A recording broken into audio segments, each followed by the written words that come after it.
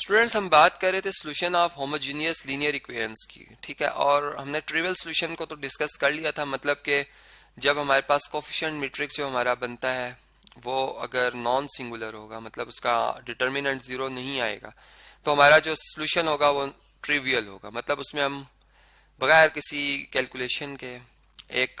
चूंकि हमें by definition पता है कि होमोजीनियस इक्वेशंस में जो हमारे कांस्टेंट टर्म होती है जीरो आ रही होती है, तो फिर एक्स वाई और जी जो भी इसमें वेरिएबल्स शामिल होते हैं उनको तमाम को हम जीरो जीरो पुट कर लेते हैं, तो ये इनका एक ट्रिवियल सोल्यूशन आता है। फिर हमने देखा कि अगर हमारे पास एक ऐसा सिस्टम हो जिसमें कि हमारी जो इक्वेशंस हैं वो क्या हो, वो होमोजीनियस तो हो, लेकिन जब उनका डिटर्मिनेंट लिया जाए कोफिशिएंट मैट्रिक्स का तो वो एक सिंगुलर मैट्रिक्स आ जाए, मतलब डिटर्मिनेंट जीरो आ जाए। तो अब नॉर्मली जब हमारे पास नॉन होमोजीनियस इक्वेशंस होती हैं उनमें तो हम कहते हैं कि सोल्यूशन पॉसिबल नहीं, लेकिन इसमें हम कहते हैं कि इसका सोल्यूशन है लेकिन वो नॉन ट्रिवियल है। अब नॉन ट्रिवियल सोल्यूशन का जो कंसेप्ट है उसमें ये होता है कि हम जो एक वेरिएबल है, चूंकि हमारे पास एग्जैक्ट तो आंसर नहीं आएगा, कोई नंबर नहीं आएगा कांस्टेंट, लेकिन हम ये कहेंगे कि जो हमारे पास एक वेरिएबल है उसका आंसर जो है वो जीरो नहीं है, ठीक है। मतलब खुद, और चूंकि उसी की बेस पर हम बाकी तमाम वेरिएबल्स की वैल्यू फाइंड कर रहे होते हैं, तो मैंने जो है यहाँ पर जो हमारे पास ये तीन इक्वेशंस थी, मैंने जब इनका डिटर्मिनेंट फाइंड किया ये जीरो आ गया, सिंगुलर था, मैंने फिर इक्वेशन नंबर 1 और 3 को सॉल्व किया, ठीक है। तो मेरे पास x वेरिएबल मेरा एलिमिनेट हो गया और मेरे पास y इक्वल टू माइनस जी ये इक्वेशन आ गई थी, ठीक है। ये आप देख सकते हैं बहुत सिंपल सा है, ऐड करें तो आप यहाँ से खुद भी समझ सकते हैं इस बात को कि x से माइनस एक्स कैंसिल, y में 5y ऐड करें 6y आ जाता है, 2z में 4z ऐड करें 6z को इधर शिफ्ट करेंगे ये आ जाएगा माइनस 6z, और फिर 6 से दोनों डिवाइड करें तो y equal to negative z आता है, ठीक है। अब इसी तरीके से अगर मैं जो है वो ये चाहता हूं कि मेरे पास जो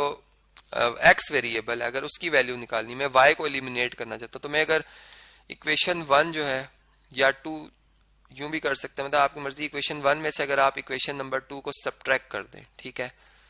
तो हमारे पास जो रिजल्ट आएगा उसको हम देख लेते हैं। चलें जी, यहाँ पर मैं थोड़ा सा स्पेस भी बना देता हूँ, हम ये कैलकुलेशन करते हैं यहीं पर, ठीक है। ये इक्वेशन जो आ गई थी इसको मैंने 4 का नाम दिया था, ये इसी तरह हम इसको ब्रैकेट में ही रहने देते हैं, ठीक है। चलें जी देखें, अब इक्वेशन नंबर 1 पहले लिखेंगे हम, x plus Y plus 2z equal to 0, और अब इक्वेशन नंबर 2 लिखेंगे, 2 क्या Z, 2 minus 2x plus Y minus Z is equal to 0। अब सब्ट्रैक्ट कर रहे हैं तो यहाँ पे साइन चेंज करते जाएंगे, साइन चेंज करते जाएंगे, ठीक है। तो यहाँ पर क्या आ जाएगा हमारे पास, 2x में x ऐड कर दें, 3x, y से y सब्ट्रैक्ट कर दें और प्लस 3z, ये इक्वल टू 0 में से 0 सब्ट्रैक्ट करें 0 ही आता है आंसर। और यहाँ से अगर आप देखें तो 3x is equal to negative 3z आ जाएगा, ठीक है। और अगर आप 3 से अब दोनों तरफ डिवाइड कर दें तो x equal to negative z आ जाएगा। तो हमारे पास एक इक्वेशन ये भी आ गई जिसे मैं 5 इक्वेशन कह देता हूँ। अब देखें, जो हमारे पास जो 4 और 5 इक्वेशंस हैं, ठीक है, इसमें हम ये कह रहे हैं कि जो हमारे पास z वेरिएबल है, ठीक है, अगर x की और ये जो y की वैल्यू अगर हम इनको चेक करते हैं इन इक्वेशंस में लिखकर, ठीक है, कि क्या ये इन तीनों को सेटिस्फाई कर रही हैं या नहीं कर रही, तो देखते हैं जी। यहाँ पर ये हमारी वो तीनों इक्वेशंस हैं, इनको इधर लिखते हैं, ये तीनों इक्वेशंस हैं, ठीक है। और जो हमने अभी y और z की वैल्यू निकाली है, y इक्वल, ये बल्कि इसको भी इधर से कॉपी कर लेते हैं, ये दोनों इक्वेशंस भी कॉपी कर लेते हैं, ठीक है। अब इनको 1 बाय 1 चेक करते हैं, क्या ये सेटिस्फाई कर रही हैं हमारी इक्वेशंस को, ठीक है। तो सबसे पहले हम लिखेंगे using equations 4 and 5 in equation 1, ठीक है। तो हमारे पास क्या आएगा, x की जगह नेगेटिव z, ठीक है, y की जगह नेगेटिव z प्लस 2z और इक्वल टू 0। अब देखें यहाँ से माइनस टू जेड मतलब minus Z minus 2z plus 2z ये इक्वल टू 0, 0 इक्वल टू 0 आगे जो कि ट्रू है, इसको तो सेटिस्फाई कर रही है। फिर फॉर इक्वेशन नंबर 2, अगर 2 को चेक किया जाए, ठीक है, तो 2 में क्या रिजल्ट आएगा, माइनस 2 एक्स की जगह माइनस जी, ठीक है, प्लस वाई की जगह नेगेटिव जी और minus Z is equal to 0। अब इसको भी क्या सेटिस्फाई कर रही है, देखें यहाँ से देखें तो 2z आ जाएगा और minus 2z is equal to 0 जो कि बिल्कुल ट्रू है, इसको भी सेटिस्फाई कर रही है। और इसी तरह से फॉर इक्वेशन, यहाँ पे मैंने इक्वेशन लिखना था, मैंने फॉर 2 दफा लिख दिया जी, चले इसको ठीक करते हैं। फॉर इक्वेशन इक्वेशन 2 और अब फॉर इक्वेशन 3, ठीक है। तो क्या आ जाएगा जी, देखें माइनस एक्स की जगह नेगेटिव जी, 5y की जगह नेगेटिव जी और plus 4z is equal to 0। ये बन जाएगा positive z minus 5z plus 4z equal to 0, मतलब ट्रू है ये भी। देखें 4 प्लस 1 5, 5 में से 5 माइनस का 0 आता है, ट्रू है। इसका मतलब कि हमारे पास जो ये x की और y की जो ये वैल्यूज आई हैं,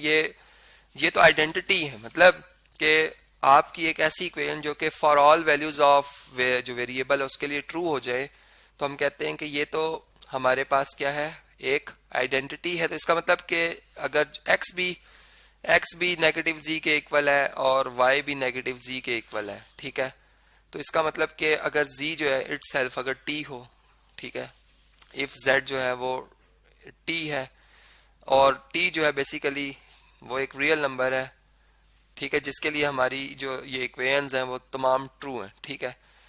तो इसका मतलब कि z इक्वल टू जो t है ये क्या कर रहा है, सेटिस्फाई कर रहा है, सेटिस्फाई ऑल इक्वेशंस, ठीक है, जो कि 1 2 और 3 जो कि गिवन इक्वेशंस थी, ठीक है। तो इसका मतलब ये हुआ कि जो हमारे पास हमारी जो हमारी जो इक्वेशंस हैं इनके जो सॉल्यूशंस हैं वो इनफाइनाइटली मैनी सॉल्यूशंस हैं, ठीक है। तो दिस इंप्लाइज हम यहाँ से लिख सकते हैं x जो है वो किसके इक्वल आएगा, नेगेटिव t के इक्वल आ जाएगा, मतलब z की जगह हम t पुट करेंगे, y नेगेटिव t के इक्वल आ जाएगा और z जो है वो t आ जाएगा वेयर t जो है वो बिलोंग्स टू रियल नंबर है। इसका मतलब कि हमारी जो ये इक्वेशंस हैं, मतलब फॉर एग्जांपल मैं आपको इस तरह से समझाता हूँ कि अगर t जो है हमारे पास वो 5 हो, कि मैंने कहा हर रियल नंबर के लिए है, ठीक है, कोई भी आर्बिट्रेरी हम सेलेक्ट कर लेते हैं 5 के लिए, तो फिर x क्या बन जाएगा -5, y क्या बन जाएगा -5, ठीक है, और z क्या बन जाएगा 5। अब इसको चेक करते हैं क्या ये गिवन इक्वेशंस को सेटिस्फाई कर रही है या नहीं, ठीक है। तो गिवन इक्वेशंस को लिखते हैं यहाँ पर, ठीक है, फॉर नॉन ट्रिवियल सोल्यूशन। तो ये हमारी गिवन इक्वेशंस हैं, अब इसको यहाँ पर लिखते हैं, ठीक है। देखें अब इसमें अगर मैंने 5 जैसे कहा, x की जगह 5 लिखें, ठीक है, सॉरी -5, y की जगह भी -5 और z की जगह +5, तो 2 × 5 10, तो ये 0 आता है, मतलब ट्रू शो कर रहा है। इसी तरह अगर सेकंड इक्वेशन को देखें तो -5 -2 से मल्टीप्लाई होकर 10 आ जाएगा, -5 और यहाँ पर z 5 है वो भी -5, तो ये भी ट्रू हो गया। इसका मतलब सेकंड को भी ट्रू शो कर रही है। और फिर थर्ड को अगर देखें तो -x, मतलब नेगेटिव का नेगेटिव जो होता है पॉजिटिव होता है, 5 -5 और प्लस, बल्कि यहाँ पर सॉरी यहाँ पर 25, ये 5 एक एक्स्ट्रा भी है, तो 5 × 5 25, -25 और +20, तो ये देखें 20 + 5 25 में से 25 माइनस करें 0 आता, ट्रू। इसका मतलब कि मैं t कोई भी रियल नंबर सेलेक्ट कर लूंगा, मैंने तो एक अपनी तरफ से सिलेक्ट किया था, ये तमाम के लिए ट्रू शो करेगा। इसका मतलब कि ये जो हमारे पास सोल्यूशन आ गया है x की, ये जो वैल्यूज आ गई हैं ये फॉर इनफाइनाइट नंबर्स के लिए ट्रू है। तो ये हो गया हमारा नॉन ट्रिवियल सोल्यूशन। तो इस तरह से आपने समझा कि होमोजीनियस इक्वेशंस के केस में ये हमारे आइडेंटिटी के तौर पर बिहेव कर सकती हैं और उस केस में बिहेव करेंगी जिस वक्त इनका जो मतलब डिटर्मिनेंट लिया जाएगा वो एक सिंगुलर आएगा, मतलब डिटर्मिनेंट मैट्रिक्स जो कोफिशिएंट मैट्रिक्स है वो सिंगुलर होगा, डिटर्मिनेंट 0 होगा, तो उस वक्त हमारे पास इसका नॉन ट्रिवियल सोल्यूशन आएगा। और ट्रिवियल सोल्यूशन कब आता है, ये हमने देखा कि जब डिटर्मिनेंट जो है कोफिशिएंट मैट्रिक्स का वो 0 नहीं आता, ठीक है, मतलब ये नॉन सिंगुलर मैट्रिक्स होता है।